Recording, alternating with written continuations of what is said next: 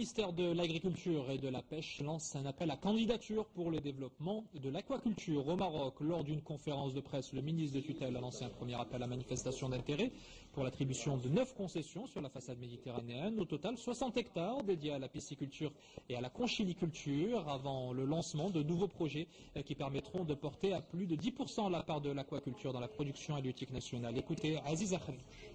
Une nouvelle gouvernance avec une nouvelle agence qui vient de s'installer pour promouvoir justement ce secteur et qui va permettre d'apporter des offres par rapport à des investisseurs privés qui vont investir d'abord dans le nord du Maroc et puis il va y avoir une ouverture sur l'Atlantique et sur également la Méditerranée pour les années à venir puisqu'on prévoit atteindre 2000 hectares l'année prochaine, Inch'Allah. Voilà pour ces premiers projets qui concerneront 260 hectares. À ce sujet, nous recevons sur ce plateau la directrice de la toute nouvelle Agence nationale pour le développement de l'aquaculture, Majida Marouf, bonsoir. Bonsoir. Alors je le disais, donc une agence qui a été créée tout récemment, il y a à peu près un an, qui est opérationnelle depuis quelques mois. Quel sera votre rôle dans cette stratégie qui vise à développer la filière de l'aquaculture? Merci Wadi. Donc effectivement l'agence est de création récente, donc elle a été créée en 2011. Le 18 février 2011 et on pourrait dire qu'elle n'a démarré son activité qu'à partir du mois d'avril 2012. Donc vraiment on est sur les premiers projets de l'agence. Je vais dire que c'est un projet phare de la stratégie Halieutis, c'est une déclinaison de la stratégie Halieutis et c'est même un projet, je vais dire, ingénieux parce que le Maroc se démarque au niveau du bassin méditerranéen par la création d'une organisation sectorielle dédiée à ce secteur et ce qui dénote justement de la forte volonté du gouvernement pour développer le secteur de l'aquaculture. L'agence que vous dirigez, quel rôle est-ce qu'elle va jouer, par exemple, dans cet appel à manifestation d'intérêt qui vient d'être lancé? Cet appel à manifestation d'intérêt, il découle d'un travail de planification du littoral. Donc, c'est dans le cadre d'une action, je vais dire, une des principales actions de l'agence, c'est justement de définir les potentialités des côtes marocaines pour le développement de l'aquaculture.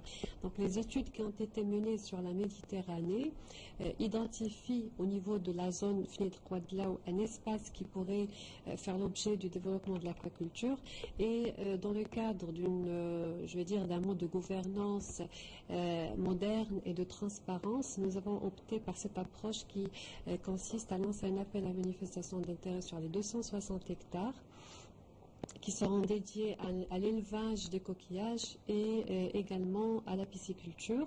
Vous vous adressez à travers ces appels-là à des investisseurs marocains ou c'est ouvert à des investisseurs internationaux également à des investisseurs internationaux. Donc c'est un appel d'offres, je vais dire, international. Et donc le principe, c'est que les meilleurs projets soient retenus pour le développement de cette activité. Quelles seront les prochaines étapes dans le cadre de ce développement? Les prochaines étapes, c'est que dans le cadre justement de la planification du littoral, nous allons lancer d'autres appels à manifestation d'intérêt en adoptant la même approche. Donc, on étudie les zones, on offre quelque part un espace qui est déjà étudié, qui a fait l'objet d'énormément d'analyses, je vais dire, et de superposition de critères de sélection des sites pour faciliter la mise en place des projets. Donc, on aura d'autres projets d'appel à manifestation d'intérêt pour couvrir le reste de la Méditerranée et également sur la côte atlantique. C'est un processus qui prend combien de temps entre le lancement de l'appel et le choix de l'investisseur retenu? C'est prévu normalement d'annoncer les résultats de ce premier appel à manifestation d'intérêt en mois de mars 2013. Donc, on a donné à peu près 3 mois aux investisseurs pour préparer leur projet et la commission d'examen des projets prendra également 3 mois pour identifier les meilleurs projets. Majida Marouf, directrice de l'Agence nationale pour le développement de l'aquaculture, merci pour ces développements et d'avoir répondu à notre invitation. D'autres projets d'aquaculture existent déjà, notamment dans le nord du royaume, à l'image de cette ferme près de Tanger où une centaine de personnes s'emploient à élever des crevettes et autres dorades. Une filière, nous l'avons vu, pleine d'avenir, d'autant plus qu'une nouvelle formation dédiée à cette activité, la première au Maroc, a vu le jour dans la région, au sein de l'université de l'Araïch. Reportage Mohamed Amin Belkouri, le commentaire Kautsar Dahnou. À 25 km de Tanger, cette ferme d'élevage de poissons emploie plus d'une centaine de personnes. La spécificité de cette station de conditionnement, c'est qu'elle procède au traitement de ces produits en interne, une production de plus de 300 tonnes par an destinée en majorité à l'exportation. Depuis 2009, les professionnels du secteur bénéficient du soutien du plan Halieutis. C'est un secteur qui est nouveau, comme je l'ai dit tout à l'heure, pour notre pays, et il va falloir attirer les investisseurs à venir investir dans ce secteur.